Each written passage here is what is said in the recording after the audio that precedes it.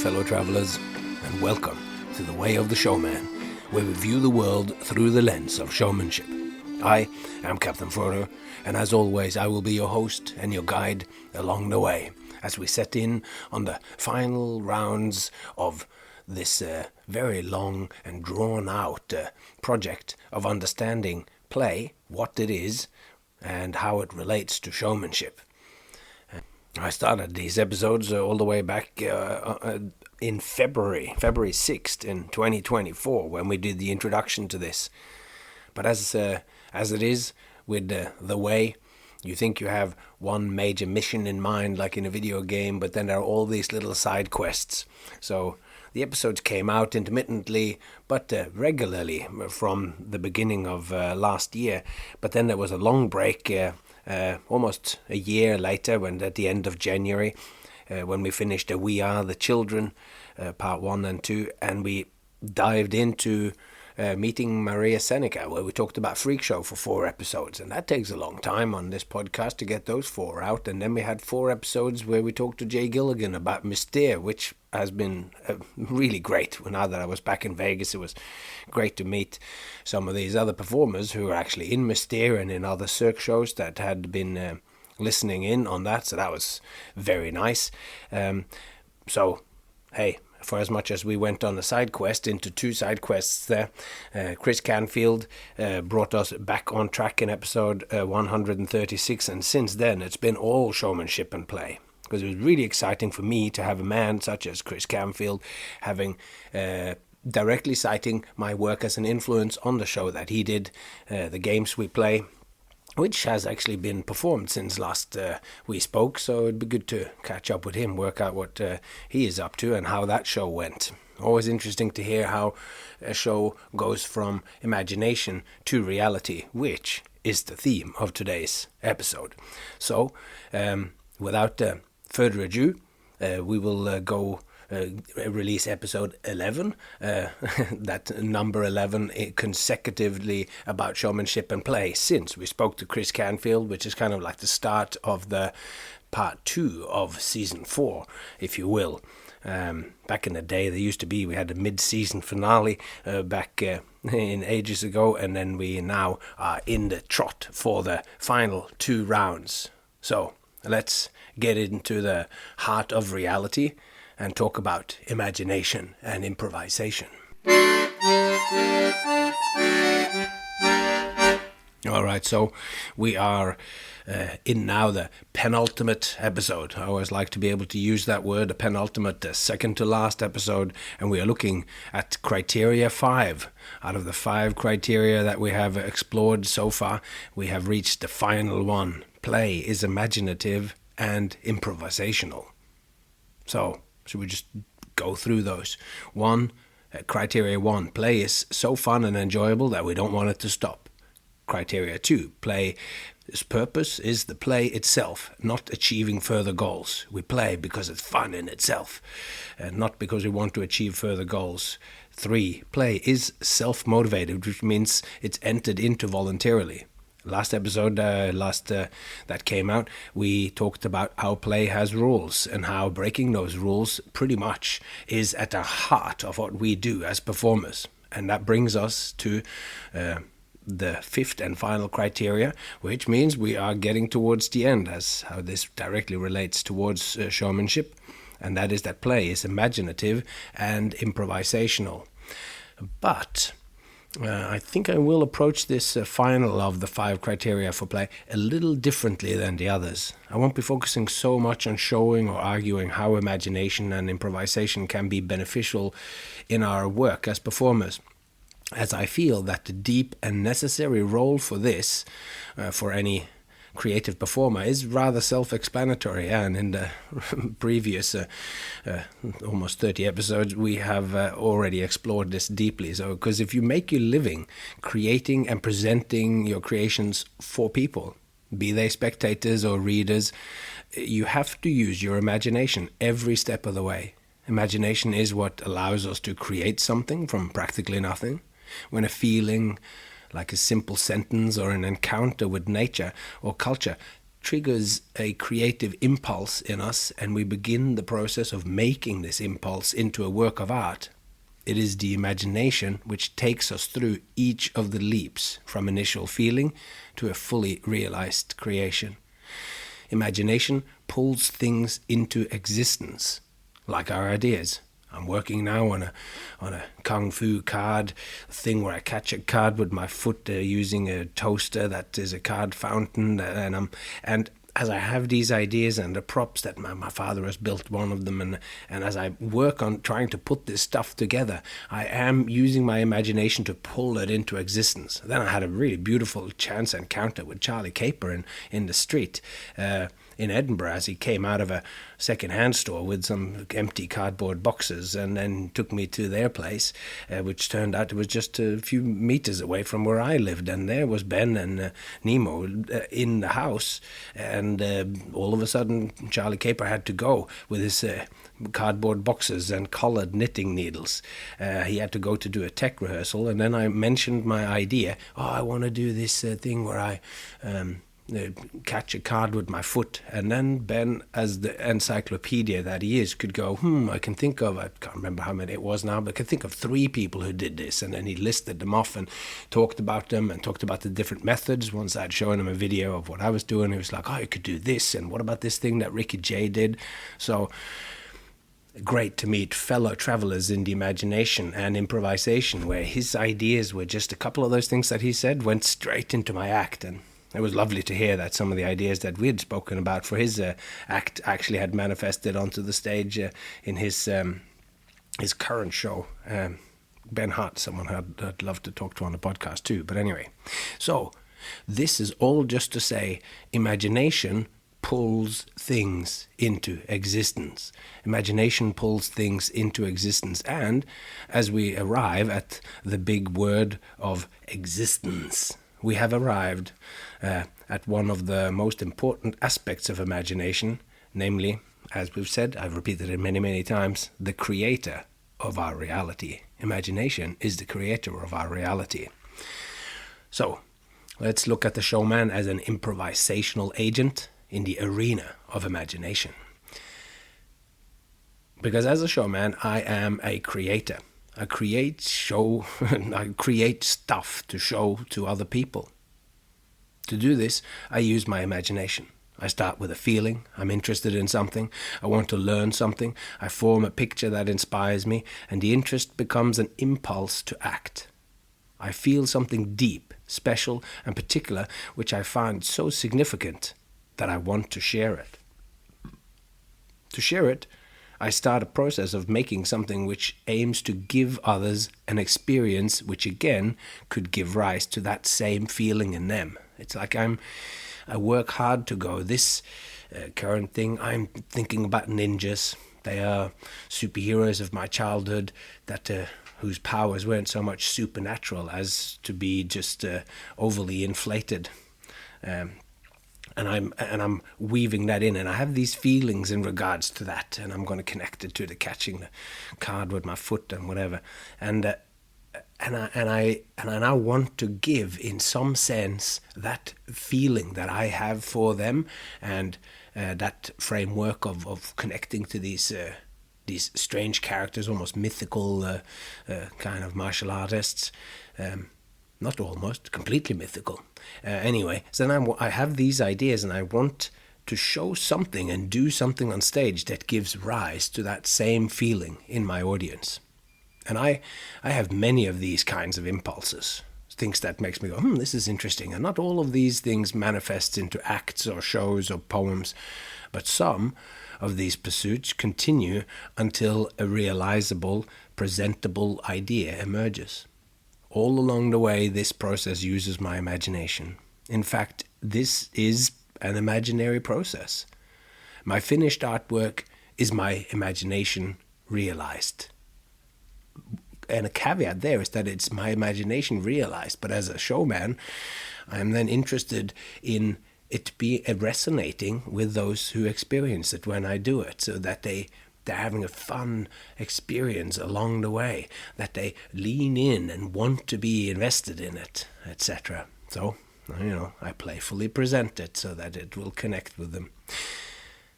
Now I use my imagination to picture the act and also to picture me performing it. Then the clearer I manage to make this picture in my imagination, the higher the chance is I will realize the idea and actually get to perform it for someone. That's what we talked about last time. If I really understand it and understand what it is that I am presenting, and then the audience can more easily find meaning in it. But the imagination's role does not end there. I also picture sharing that feeling or original picture or idea of ninjas or whatever, let's say by speaking a poem, like ninjas, or using poem, something that resonates actually through the halls. I also then, when I'm going through this, I imagine being in the audience when the act is performed. And I can imagine every angle, every point of view. And through this process, I realize the original impulse in both senses of realization. So to realize that original impulse, the idea of the ninja or the idea for the poem, uses both, it realizes it, and realization means both to gain a fuller grasp of something, and also to realize something is to give it actual sort of physical form. So the imagination can realize my ideas. It's also I get to understand what the idea is, and they get to understand what the idea is, and it also gives physical form. And the imagination is the arena for every part of this process. It is the playing field. So to add to this, when I finally actually perform my creation, recite my poem or do this ninja act, I am creating an experience that will live on as part of the imaginary landscape of possibility and biography in my audience. That thing that I showed them will only live on inside them. I create art and I perform shows, and both are acts of imaginative creation. So this is why I think that the showman's arena is imagination. Now, how do I manifest my ideas and feelings? How do I bring forth and make my imagination real? To do that, I have to experiment. I try one thing and then take stock of this first draft, then I alter it, improve it, and on the way, whichever way I think or feel might be right. So I'm just going on a feeling here. I try something else. I'm inspired by the impulse of considering my first draft. Just like read it through and I go, and reading what it is that I have written sort of fires me onto the next ideas. So I follow every whim and inclination that I might have. Sometimes I do this in my mind. Other times I practice acting stuff out in my magic room, or sometimes even on stage before an audience. And whether I aim to arrive at a skill or finding the right order of words to make them express what I want to feel, what I want or what I feel or what I think, then I do whatever seems like the best thing to do in that moment to get closer to my goal. It's like always checking in along the way as I'm doing it. It's like whatever I do, whatever order of words and actions seems right, whatever I have to say will guide my further actions and decisions. And always checking in and going like, is this getting towards this, the idea that I have, or what the main idea is? Mixing ninjas with magic or whatever it is.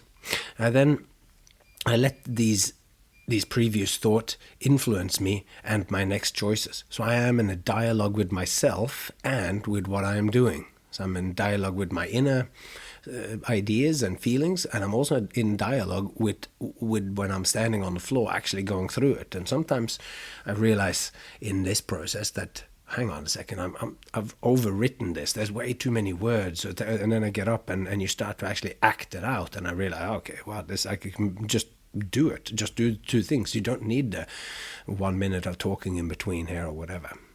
So sometimes, quite literally, by writing out questions, if I'm reading a draft and then I'm sort of get stuck, I'm actually, or when I'm wondering something, I don't actually write the questions to myself.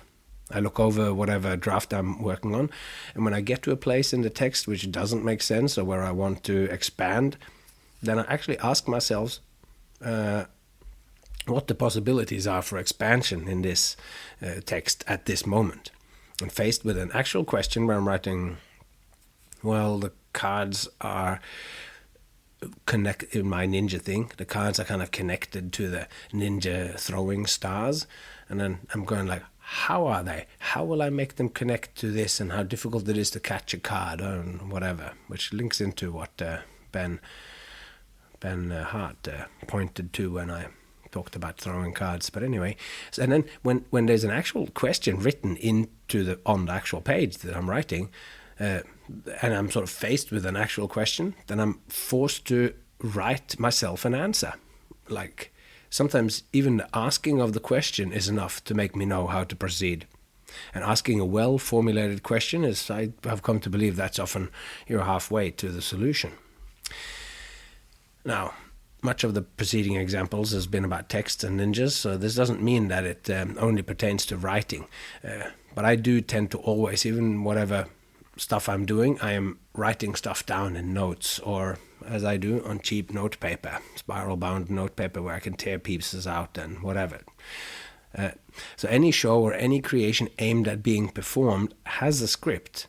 If you never write anything down beforehand, the actions you go through and the words you might say still makes up a script. And for me, actually writing it out makes me scrutinize and develop my ideas further and deeper. And a lot of what performers say whilst performing circus or cabaret acts bears witness to them not having been written down and scrutinized. But the script is not just about the words spoken. All actions are also part of the script.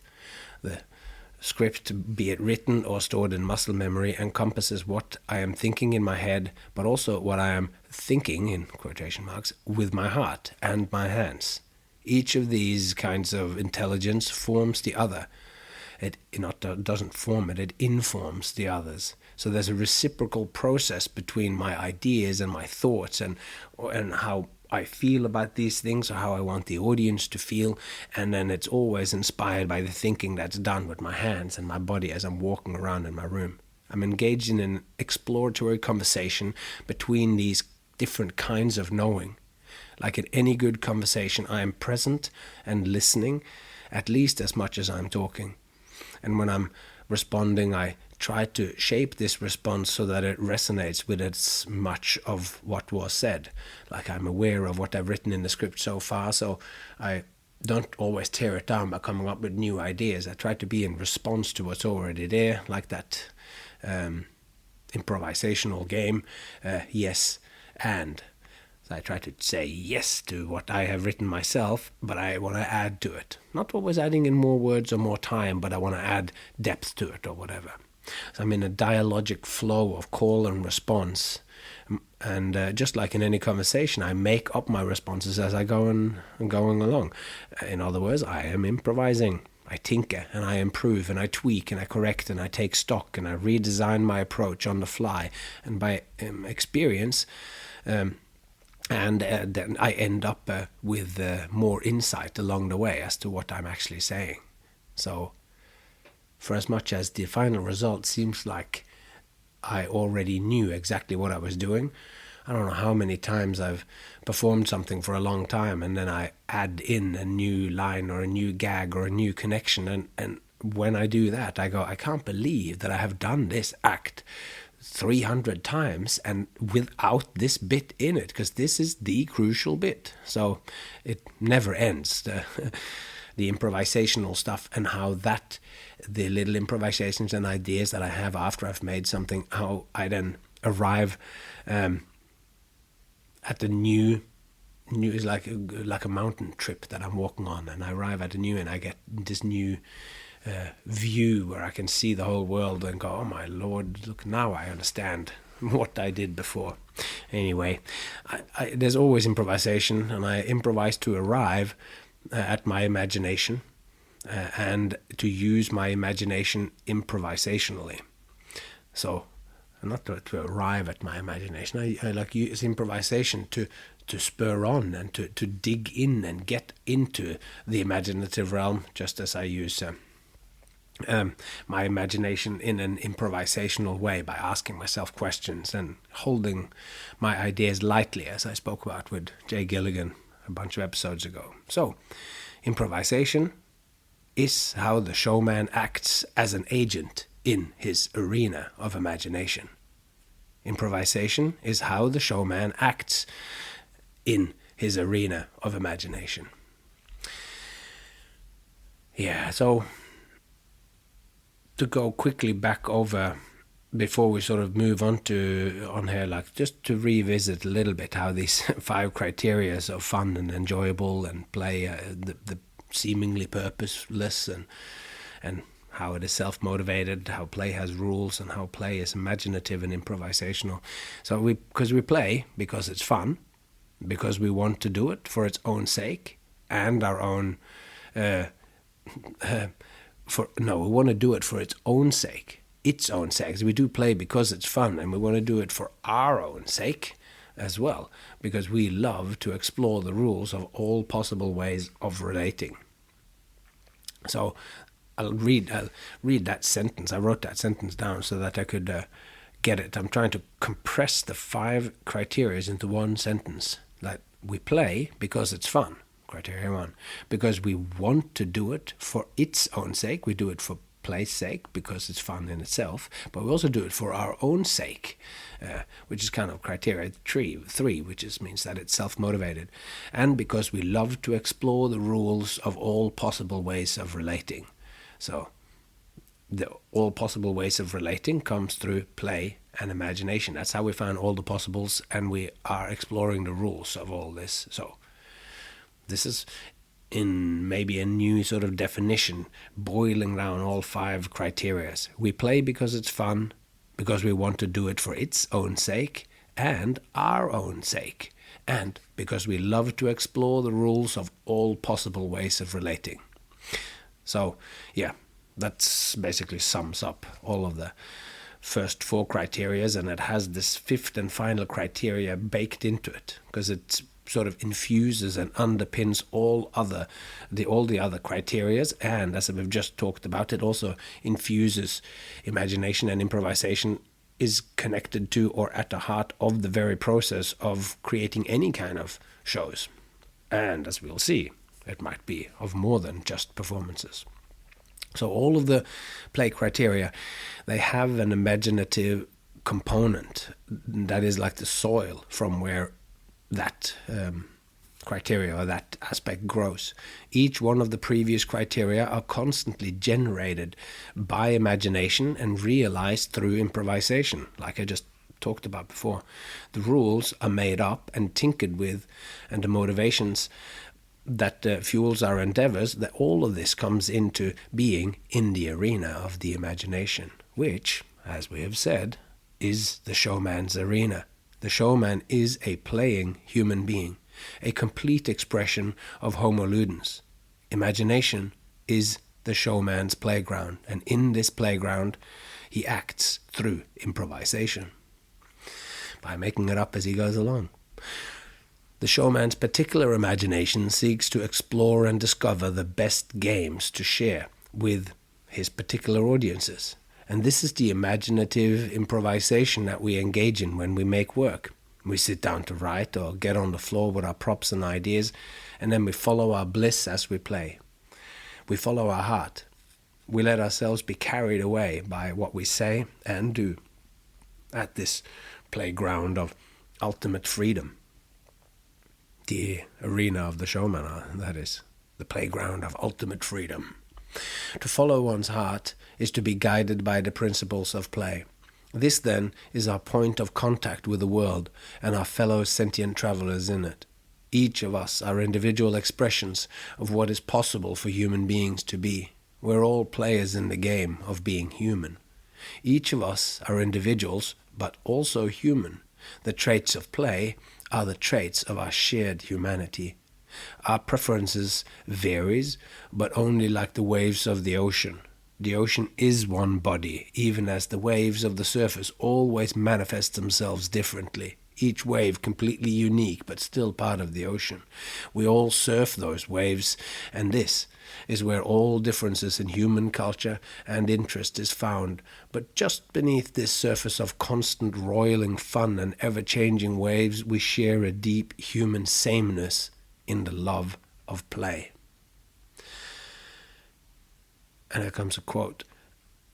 Man only plays when he is, in the fullest sense of the word, a human being. And he is only fully a human being when he plays. Friedrich Schiller wrote this back in 1793. Yeah, let's try and read that one more time. Man only plays when he is, in the fullest sense of the word, a human being. And he is only fully a human being when he plays.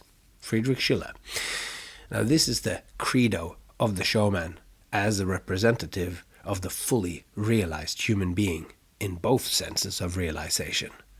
That we're only playing when we are human, and we're only fully human when we play.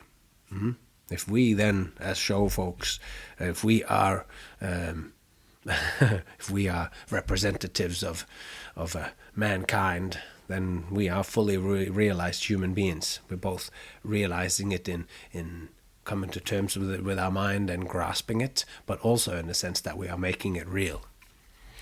But after all of this stuff here now, imagination is such a huge thing. So what kind of imagination are we talking about here? And I want to this is getting more and more existential, or we're getting deeper into everything here. So, because, imagination is a super complex word, and it has many meanings. And it's often used in a sort of belittling way, like when we say, you're just imagining it, or you just made that up. Used in this way, it denotes an escape from reality into mere, in quotation marks, just make-believe. This is not the kind of meaning that I'll be focusing on. As truthful as this meaning is in certain contexts, there are other deeper ways, though, to understand imagination, and that is to understand it as the human faculty which quite literally brings the word into existence for us. Now, I want to talk about something great that the poet Samuel Taylor Coleridge wrote about. Coleridge, the guy that wrote the Rime of the Ancient Mariner, a famous poem. He was also quite the philosopher, and in his book Biographia Literaria from 1817, in chapter 13, he made a strong distinction between these two aspects of imagination that we just talked about, the just make-believe and the human faculty which brings the world into existence for us. And he used the word fancy to denote this first mere make-believe. So he goes, he called this mere make-believe, he called that fancy. And he reserved the word imagination for the latter kind of fundamental creation, or as he's called it, the living power and prime agent of all human perception. And that's how he expressed it. So let's look at both of these two aspects of imagination, fancy and imagination. Let's start with fancy. So what distinguished fancy, according to Coleridge, is that it is not really bringing forth anything truly new. It is much more connected to memory. It is the act of taking content from memory, of ideas had, situations lived, emotions felt, etc., and then combining and recombining these in novel ways. Elements of memory are dislodged from their specific occurrence in time and space, and then they're placed together in a mosaic, like puzzling together Lego bricks. In this way, images, actions, or ideas fuse together into new ideas. We create these mosaics with our choices. We can freely connect elements from our consciousness in whatever ways we want to recombine them. And they are novel creations that take you, this is what Coleridge says. He says that they are novel creations that take you away from reality into make-believe and fantasy. And for Coleridge, these recombinations and flights of fancy can be valuable in their own right, as escapes from reality into stories and jokes, and simply switch off and relax, which of course can be both useful and also necessary. Despite it having its place in human lives, Coleridge maintains that fancy forever will remain pieces joined together and never truly become a new whole. So this is the just or mere aspect of imagination that I have mentioned a few times. But from now on, I will just call this belittling aspect, or this smaller aspect of imagination. We'll just stick with Coleridge's terminology here and call that fancy. And that said, I will not be looking so deeply into this kind of aspect here, because that's I don't know, I think also that so much of what we do as performers is that we're reconnecting old ideas and putting it together. And as we'll look, the kind of imagination that we're sort of, that I'm talking about here, is that is not understood so often, is so deep that it, I'm not even sure how closely it connects to our everyday putting together of throwing cards and ninja stars and a toaster card fountain. But there it is. So, according to Coleridge, imagination is the universal faculty which shapes and connects the raw sensory data from the world into coherent experiences. Imagination is what connects us to and shapes our relationships to others, the world, and everything in it. Like the world meets us with its sight and sound and feeling, and all that stuff comes into us, and then the connection of all of that analog input or whatever, of the sensory light that comes into our eye that gets transformed in our head. That this is the thinking process, kind of. So imagination is the faculty for this most, and it's because it's kind of unconscious, this bit. We puzzle together the world and we don't think of it as it happening. We just go, this is how the world is. But if we had eyes that was totally different, or we had a sense that was completely different from any one that we had, we will just take that aspect of it. Like, how does the bat, when it's there and it's making those noises, very loud noises, and it bounces back, how does that thing feel to have? Anyway, there is a puzzling together of this, which is different than just sticking together one idea with something else from memory. This is the basic creation of reality, because imagination is like this imaginative faculty is like, this part of it is unconscious. It just happens. And in this way, it is similar to the actual thinking process. Because when we think, we are just aware of the process of our thoughts. We are aware of our ideas and our thoughts, but not really on how thinking brings thoughts into being, or how it makes us conscious of what we think, how we think, how this thinking shapes it. Only in very specific circumstances can we think about our thinking process. And even when we do, we are dealing with a very peculiar situation where we are using thinking as a tool to study itself, which means it has many problems and pitfalls. But similarly, imagination is constantly happening quite unconsciously as we walk through life, as it constantly synthesizes all of our impressions from the world and shaping our picture and understanding of reality. It makes wholes out of the many individual sensory impressions. So there is a real world out there with trees, traffic, and tornadoes, and we encounter and grasp aspects of this world through our senses. Our eyes tells us part of the story, our ears tells another, and hopefully this is a complementary part, and so on with all of our other senses. And we know that each of our senses have their limitations. We can't touch something unless we are close enough to place our hand on it. We can't see unless there is enough light. Yet, if we had eyes that could see infrared light, we could see a lot more at night, like how certain snakes and other cold-blooded creatures can. And apparently insects also, like mosquitoes, can see the heat of infrared light, which is what guides them towards warm-blooded people, such as myself, to feed on.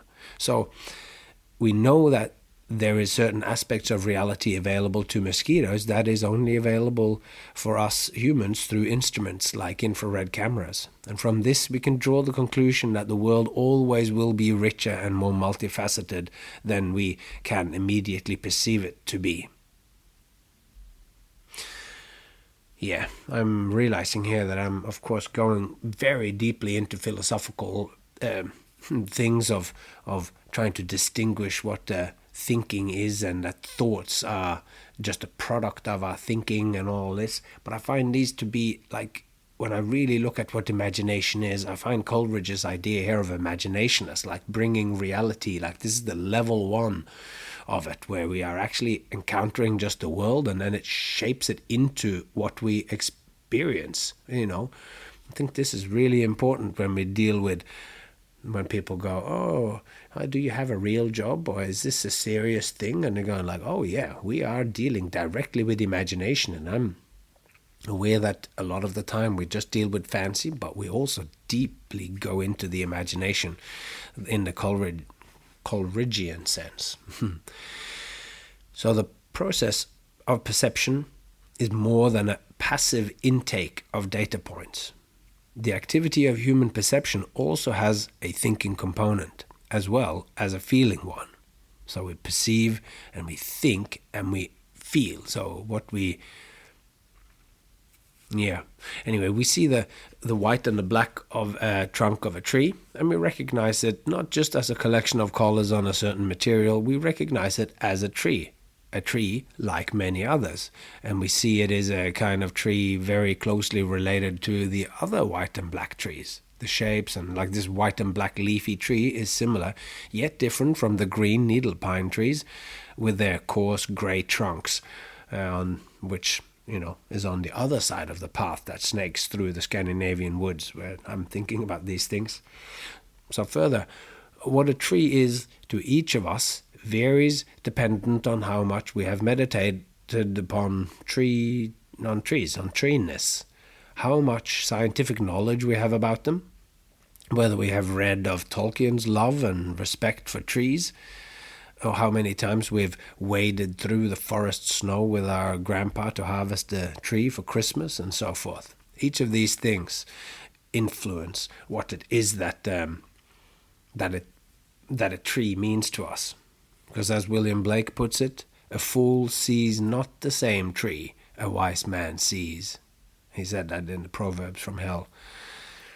Now there are elements of trees which are added to the perception of the tree by the power of human thought, feeling, and imagination. Like all these thoughts that we have, like how Tolkien, he's apparently said in a letter or something, he said, I am obviously much in love with plants and above all trees, Tolkien said, and always have been. And I find human maltreatment of them as hard to bear as some find ill treatment of animals. So Tolkien, he really loved trees, and all this thinking about treeness and about it, how it is like frozen in time, and it functions on a different time scale than us, and all these things are his feelings towards these. Like he talks about how he feels that when somebody hurts a tree, how it feels like to him, like someone's hurting an animal. This is like feeling, which is his personal relation to it, and it's the thoughts of how it, like all of this comes together, and it is a kind of co-creation between Tolkien and the world. He takes everything in, and then the experience of what that is the sort of sum of everything, and it adds depth to it. Like the wise man sees a different tree because of this. So this means that our grasp of the world, it is not just a world being what it is, where it stands out there, but to grasp the world is a participatory act. We participate in the creation of reality. And this is that thing of that thinking happens and we're only aware of the thoughts, because we rarely remember this, that we are participating in this creation, and that when we look at the tree, when I look at the tree, it's different from when my daughter looks at a tree or whatever. So we don't really remember it, but I believe it to be true. And in a certain but a very real sense, we are participating in the creation of the universe. That's a big thought right there, because the world becomes present for us half through perception and half through imaginative creation. Perception is always underpinned by imagination. We string together facts of perception into a necklace, where the string they're all threaded on is imagination. We see the world we expect, or get the world we deserve. Everything depends on the amount of and kind of imaginative attention that we engage in. This participation in the creation of our reality, Coleridge calls primary imagination, which he describes as a repetition in the finite mind of the eternal act of creation in the infinite I am. What about that? That's a crazy sentence. He says that imagination is a repetition in the finite mind, that's our mind, of the eternal act of creation in the infinite I am. That means he imagines our human imagination to be a reflection of the active creative process in the nature of God, the I am. This I am thing, this is a reference to when Moses asks God to tell him his name, and God answers, I am who I am. In other words, this kind of imagination, primary imagination, is a sacred act. So, this is pretty serious stuff. Not at all an escape from reality, but rather a sacred participation in reality. So, I just threw in that little thing about calling it primary imagination, because,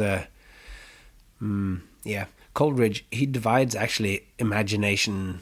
So we have talked about fancy, but then he also has these two levels of primary and secondary imagination. And for as much as these specific terms don't really matter, to get at the heart of what imagination is, I think it's important to just look at it. So I thought I'll just read what he wrote back in 1817, I think, where he wrote his Biographia Literaria, and he writes about this the two levels or whatever of imagination, and he says, the imagination then I consider either as primary or secondary. The primary imagination I hold to be the living power and prime agent of all human perception, and as a repetition in the finite mind of the eternal act of creation in the infinite I am. So that's what we just talked about up until now. This is that. But then comes, continuing the quote, the secondary imagination I consider as an echo of the former, coexisting with the conscious will, yet still as identical with the primary in the kind of its agency and differing only in degree, and in the mode of its operation. It dissolves, diffuses, dissipates in order to recreate, or where this process is rendered impossible, yet still at all events it struggles to idealize and to unify. It is essentially vital, even as all objects, are essentially fixed and dead. So, all right, let's unpack that a little bit before we go on. So this is a little side quest here just to understand that, but it will make sense when we sort of bring it back to going, what is it that we actually do? So as much as reading these quotes, it can sometimes, when it's just so dense, because that sentence, I have had to work with that to really understand what it is that he talks about. It's quite dense, and that's, but this secondary imagination, it is, like as he says in here, that it is an echo of the former, coexisting with the conscious will, yet still as an identical. It's, in the primary sort of, anyway, I'm getting lost here I'm just going to continue on, but don't worry too much about that quote. You can always find it if you wanted to dig deeper into it. But the first aspect of true imagination, as opposed to fancy, for Coleridge, is to create a reflection in our mind that captures actual aspects of existence. It sees the black and white patterns on the trunk, and it sees this is a birch tree. And I won't say that it completely captures it, since reality, as we hinted at when we talked about how our eyes can only see certain parts of the light spectrum, that it is always more than we can grasp at any time. Reality is. But I would still say that our acts of perception, mind, heart, and senses included, captures reality, not fully, wholly, and final, but reality nonetheless. When we see a bird grab a stick off, when I see him grab a stick off my lawn and fly up into the trees behind my house, I believe I have caught a glimpse of reality and that it's beautiful. And this is an example of a primary act of imagination. I am connected to aspects of reality through this act of participative, imaginative creation. Seeing that, which actually happened, I could see the trees from where I'm sitting and writing. I can see a bird grabbing it, and I can see where it flies up into the tree, and that it's a magpie that is jumbling together these sticks. And I'm connected to these aspects of reality through this act of participative, imaginative creation. I am encountering reality.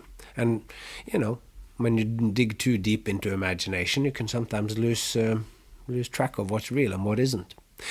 So, Coleridge's secondary imagination, I think why I'm even talking about this is that I think that this lies at the heart of poetic creation, which is what we are engaged in when we take the art of showmanship seriously. Because this first part of just seeing something and creating an image of reality, an imaginative image of reality in our mind, this is not quite, we're not functioning quite on that level. So that's why I'm bothering to talk about this secondary imagination.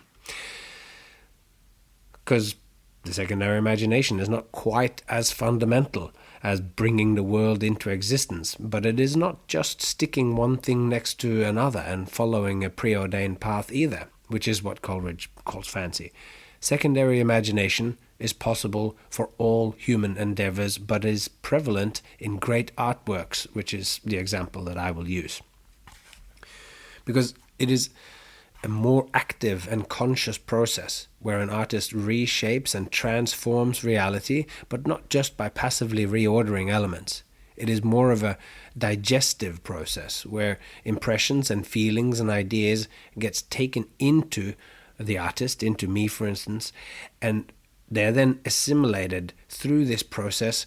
They're also being then transformed, assimilated, and through the process transformed into a new whole. And this process is more organic than mechanical, Coleridge reckons. It's an example, like an example could be Vincent van Gogh's Starry Night, which is not a straight-up imitation of a starry night. It is a starry night painted after being digested and processed by Van Gogh. Not just in his mind, also like through the actual brush, through how he did everything, his skill with his hands, with his emotions, with... It all comes out as a whole, where emotion and expression is the important thing. The swirling sky is no longer passive and general. It becomes infinitely specific and personal. It shows us the starry sky as we might have glimpsed it in the cosmic horror of H.P. Lovecraft, as a painted manifestation of the great indescribable mystery, fascinating yet terrifying in the same instant. Exactly what the painting means, or the scope of what emotions it can stir in us when we take time to imaginatively live ourselves into a viewing of it, can't be easily summed up, and that is the point. The world is richer, I've been referring to that. The world is richer than what we can grasp. So whatever you can say about Vincent van Gogh's Starry Night will not once and for all define it. The nature of great works of art is that they continue to speak to us. They are well springs of meaning, and they do not run dry. In literature, we can see this in how each decade or two we need a new translation of masterpieces from other languages. For inevitably, translations will be the products of its time, and by the interpretation of the translator. They will speak particularly to the specific era of humans that read that translation. Then, after 15-20 years, a new translation will come along and give new generations of readers layers of meaning that reveals a truth to them more apt and well expressed than the previous translation. Whilst literary masterpieces like Goethe's Faust or Saint-Exupéry's The Little Prince will continue to inspire new meanings and new wonderful translations. I just bought at a shop here in Haugesund, Norway, called the Little Bookshop, who sells English books. I just found a new translation by one of the person who has translated Goethe's Faust, and who recently have retranslated it, because he was, as soon as he got his copy of what he had written, he started to go, maybe this is different. Maybe Goethe was going this. Maybe I could change this. And thus, this is now a dude who has 15 years on, 20 years on, has reinterpreted his own interpretation of what Goethe had written into a language that we can understand now.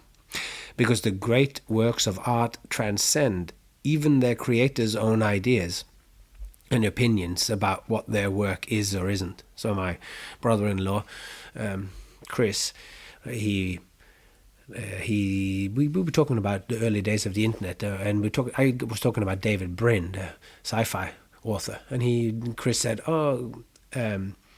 that he'd had a discussion with him a long time ago on the internet about whether the Lord of the Rings was about the world wars and whatever, and I was going, well, he would, and Chris thought it was, and David Brin thought it wasn't, and I thought that the reality is probably somewhere in the middle, that there is definitely pictures, because Tolkien was involved in the war, and there's no doubt that lives on in him, but I don't think that was the story that he wanted to write. He didn't want to write an allegory of the world wars. So anyway, I think that, and even then, if that was what he did, which I don't think it was, then the story actually has a truth in itself, and each one of us can connect to it. And the fact that so many people are connecting to The Little Prince, or connecting to Goethe's Faust, or connecting to The Lord of the Rings when we read it, and to every rereading allows us to see something different in it. That, I think, that the ideas connected in that story, and the meaning that we find in it, and the understanding that we make out of it, that transcends even the author. So what they meant is not, or what they exactly meant might not be the final word in that. So a key element of secondary imagination is the ability to convey deeper meaning. Like in the example of The Starry Sky by Van Gogh, where the picture, although it has easily distinguishable elements like fields and mountains, a church and houses, seeing it affects us in a way that tells us that there is more going on here. It is a picture of a starry sky, but it is also more than that. It is revealing itself as multiple things at the same time, being at once a landscape, while simultaneously being itself differently as a state of mind, as a particular aspect of experience. Now, David Whyte, the poet, actually I've read this poem before on the podcast, but it continues to connect to me, and I think his poem called Just Beyond Yourself really captures this co-creation of the world by primary imagination and our self-creation through secondary imagination. So he says in the poem, David Whyte says, just beyond yourself, it's where you need to be. Half a step into self-forgetting and the rest restored by what you'll meet. Just beyond yourself, I'm repeating it, just beyond yourself, it's where you need to be. Half a step into self-forgetting and the rest restored by what you'll meet. As we have already touched on, reality is a conversation between ourselves and the world. And in this conversation, like White's notion of self-forgetting describes the role of listening deeply and openly enough to open an exceptional state of being. This is connecting back to what we talked about of how when I'm writing a script and then I'm in dialogue with that script, this is also happening at every given point with reality. At just the time, like as David Whyte describes it, the state of forgetting or so, at just the time when the road is closing together at the far horizon and deep in the foundations of our own heart, that's when you have arrived at this space, when the world outside and inside comes together. You arrive at this space, this exceptional state of being, The space can only be arrived at in the intersection between the outer and the inner worlds, not in one or the other, but in the patient awaiting in hope at the frontier country, the no man's land, where these things are coming together. Because if we only speak and forget to listen, the interaction is no longer a conversation. It's instead a monologue, like this what I'm doing here now, but I'm hoping that you're connecting to it, that it's not a closed self-referential loop I'm in here. And this means that if we close stuff like that, we're too busy shaping the story that we're telling and too busy collating and collaging things that we already know, which means we are in the domain of fancy. To only talk is to forget to step beyond ourselves. It is to forget the self-forgetting part of the poem, to let the other conversant affect us. We are locking ourselves off from whatever is offered. Listening is this half step into self-forgetting. The act of listening is to leave a room open in ourselves where what the world has to offer can flow into, where our imagination can do its magic of revealing new holes in the content of the world. When we take great care in what we say and then listen carefully, a new step becomes possible within us. Our words and the response from our converser, who we're talking to, be that a person, a mountain, or a work of art, opens room for an internal further conversation in us. If we only focus on what to say next, just wait for the other to finish talking so we can continue, then we miss this subtle conversation, the encounter of our shared contribution, the space between where no choices or naming has yet to happen. So that's like, the pure perception or so, before we name it. This is a space, and it is fleeting and effervescent. This space of not yet knowing, the as of yet unnamed, is an uncomfortable place of being. We must not hastily and irritably power on with too much of our own baggage and opinions, lest we will miss the insights that awaits us just beyond ourselves. We are so often too quick to think we grasp the nature of something. I certainly am.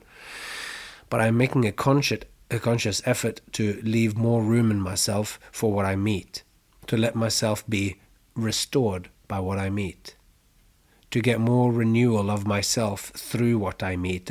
And the poet John Keats takes the ability to withstand this powerful human tendency as a sign of a great thinker.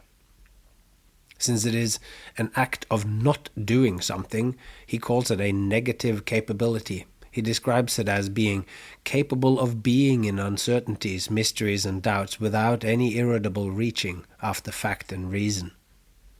So to let the thing in question be what it is and not immediately classify, codify, and name it too early, as David Whyte puts it. In our conversations with reality, each offering up of ourselves must be followed by a taking in from the other. This must have a moment. This in between those, there's a moment and a space where the call and response can rest to resonate with each other, where what we have to offer and what the world offers in return, this has a room to relate, and the connections which will become available for us through our imagination. These two things need to percolate a little bit. Another word for conversation is intercourse, and this word is also short for sexual intercourse, from which the most fruitful encounters gives rise to entirely new entities, new life. What's true for sexual intercourse is also true for conversational intercourse in all its forms, spoken or as actions in the world. In this meeting room, where two things are kept alive and in relation without being named, is where there is space to play. This is the space for true imaginative free play. In the true open-hearted encounter of two emerges a third space, a joyful kingdom of play, as Schiller calls it. This is the human playground, where the human being can reach its fullest expression as itself. in the kingdom of play, which emerges in the intersection between the kingdom of forces and coercions of external influence and the laws and moral dimensions that lives within us.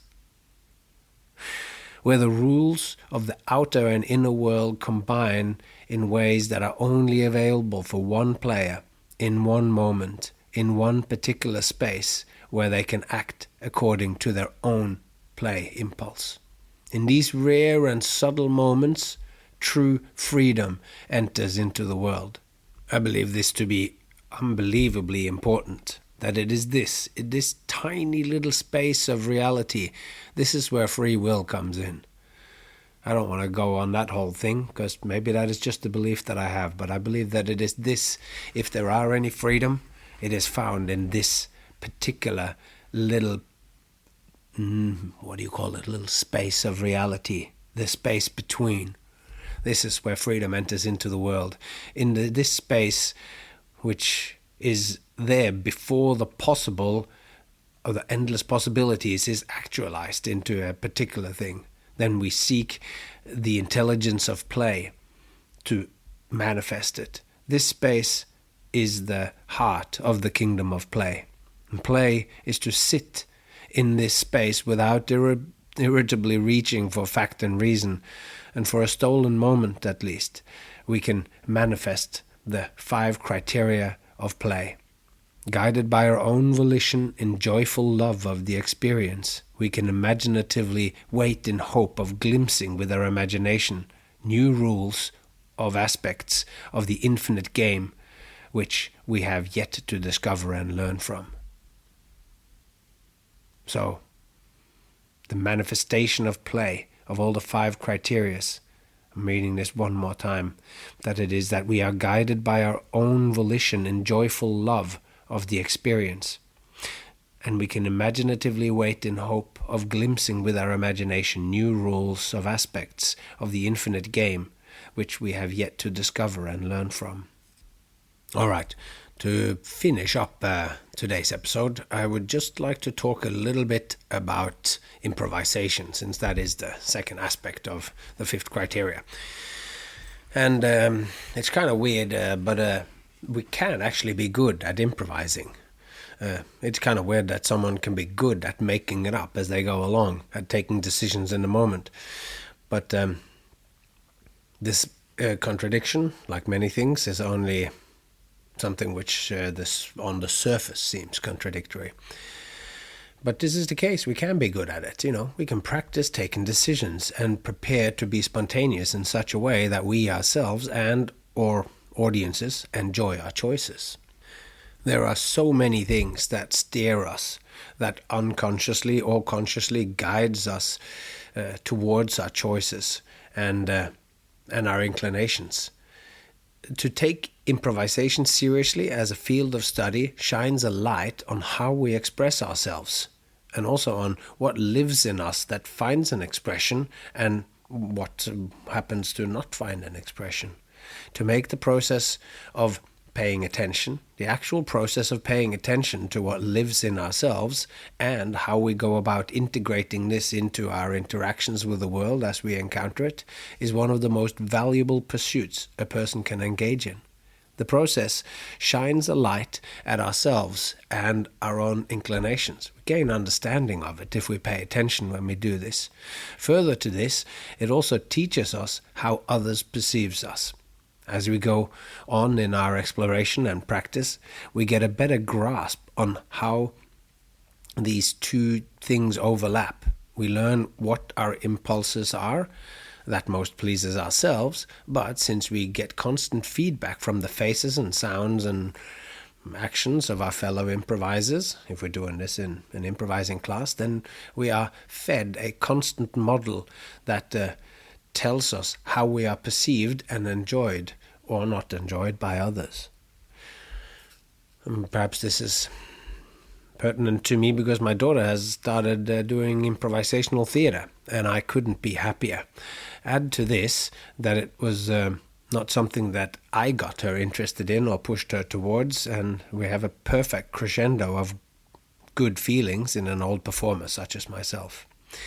Not because I think she should become a performer. I really hope she pursues an education beyond performance so that more options will be open to her. And I always thought I would have an education or even an occupation in addition to my performance. My father loved magic and we performed together a lot, but he always had another job alongside the shows. I've never had that. And when the pandemic came, my one skill and passion became quite literally illegal. And I rediscovered then the value of an education that can open other doors than the hearts of audiences. No. The reason I am so happy my daughter is getting into improvisation is its ability to teach the exact things of self-discovery.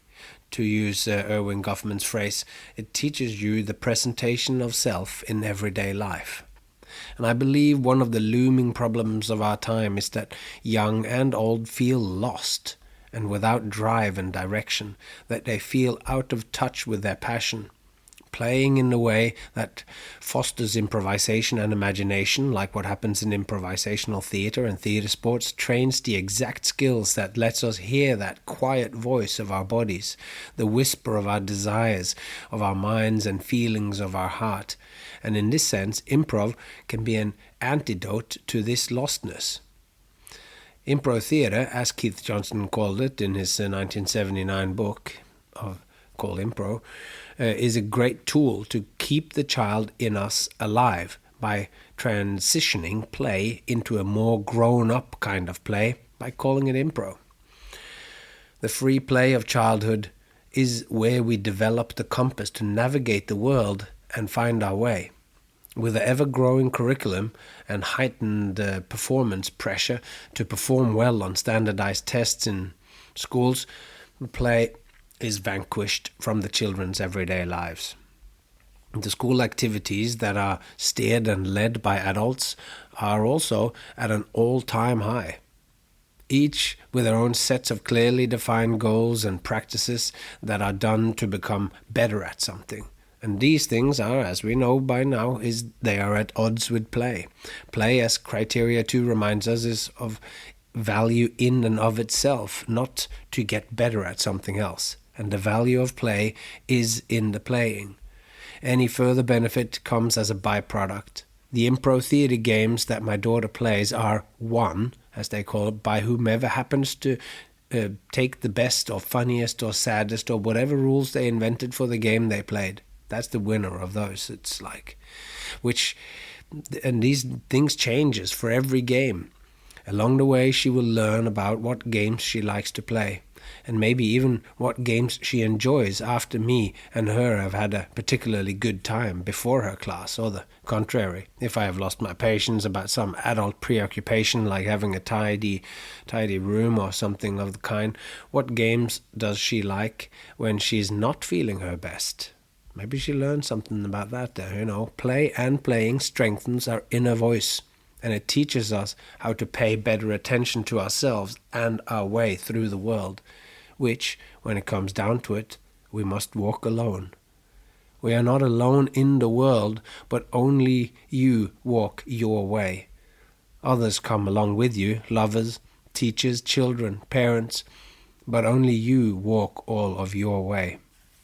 You must set your goals, your destinations, and choose which guiding stars to follow to set your course by. Play is the education you need for this. Improvisation, a tool in that education. So what is then a wise player, to sum this all up? Or not to sum it up, but to get to the end of this penultimate episode. Improvising imaginatively teaches you to trust that your inclinations and impulses are important and can be trusted. But this is where the practice is important, because there are plenty of impulses one might have that might turn out not to be our true desires. The path of improvisational play exposes ourselves to ourselves. It exposes ourselves to ourselves by having us continually needing to take choices based on our own decisions in the moment. The sum of these decisions, not all of which were the best choices, teaches us what and which of the impulses that emerges from us that actually resonates with our own ongoing idea or ourself. true ongoing ideas. Like what is that we actually care about in there? We took that, maybe we just went for a simple joke in a scene, and then that wasn't ourselves, but it still is somehow as part of us. So how do we learn about the one that we actually want to identify as? So with the choices, you get to take lots of choices, and we look back at those choices and go, So of course the whole of us is one person, but we are also multitudes. Human beings are born unfinished. We're not so much human beings as human becomings. Our entire life is a becoming. We become ourselves, but we become ourselves differently all the time, and in each relationship, be they to people, places, things, or any other encounter in reality, or for that matter in imagination. At the end of the day, making the right choices is the true meaning of the word intelligence. The word is made up of two Latin words, intel, which is a form of the word inter, meaning between, and the Latin word legere, which means to choose or pick out. It's the wise choice. In this light, intelligence means to pick out or choose wisely between all the options. And being mindful and practicing how to choose wisely is then the definition of intelligence. So this is what we find at the heart of improvisation. So, fancy and imagination are then in the eye of the beholder. It's hard to work out. So let's just finish it up by looking a little bit at these two things that started it all, Coleridge's ideas of fancy and imagination. Because exactly how can we distinguish between mere fancy and a true poetic creation, which Coleridge calls the secondary imagination? As far as I can tell, this is extremely difficult to work out. Fancy being created out of slapping things together, and secondary imagination being the result of a more organic process, as he describes it.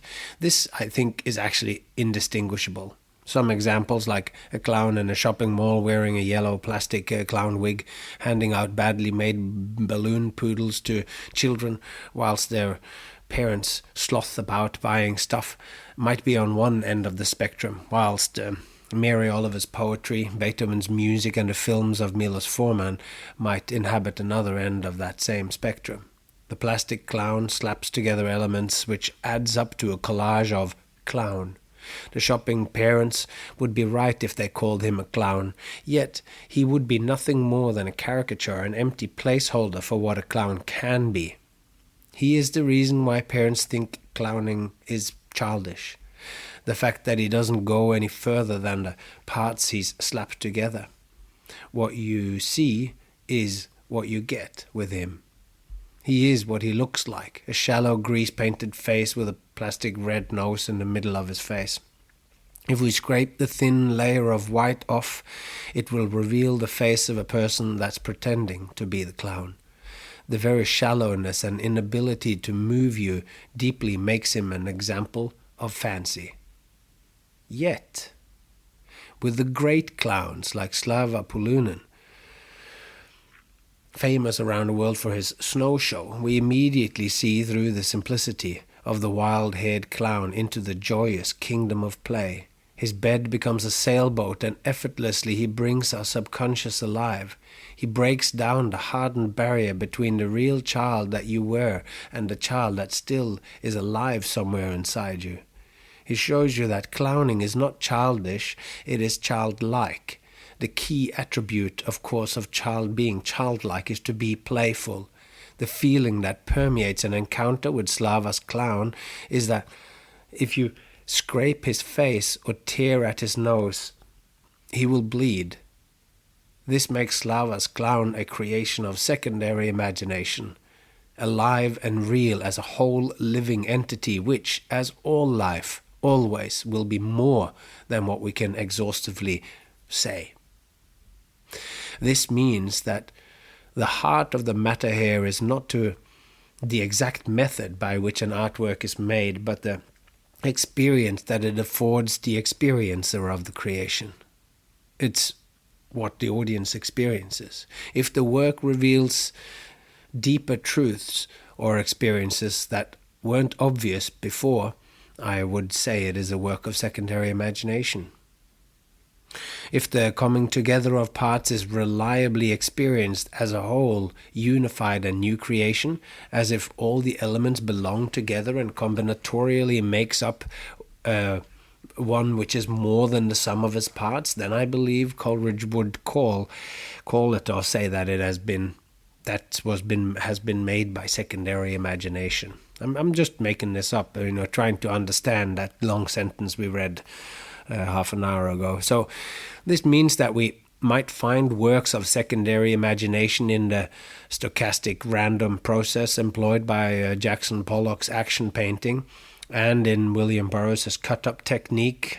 Jackson Pollock whipped paint onto canvases, and William Burroughs literally, cut up pages that he had written of any kind of text, and then he was sticking it back together again into new sentences and pages, so making a collage of his own work. And both of these techniques could lead to either works of fancy, which means that they would be decorative and have some sort of novelty value, but they could also be experienced as glorious examples of secondary imagination, poetic creation.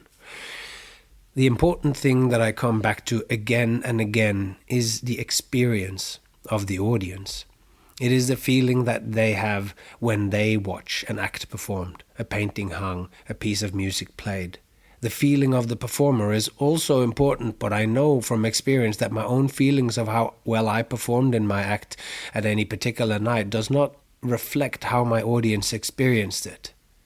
I have had nights where I was deeply unsatisfied by my work, and upon exiting the big top, I am faced with spectators that with no lie in their fire tells me how much they enjoyed it. So the audience are the final bastion of judgment on whether what I did was but a slapdash job of random actions, words, and situations, or if it was a transcendent experience. I believe imagination is the deciding factor in shaping the outcome of their judgment.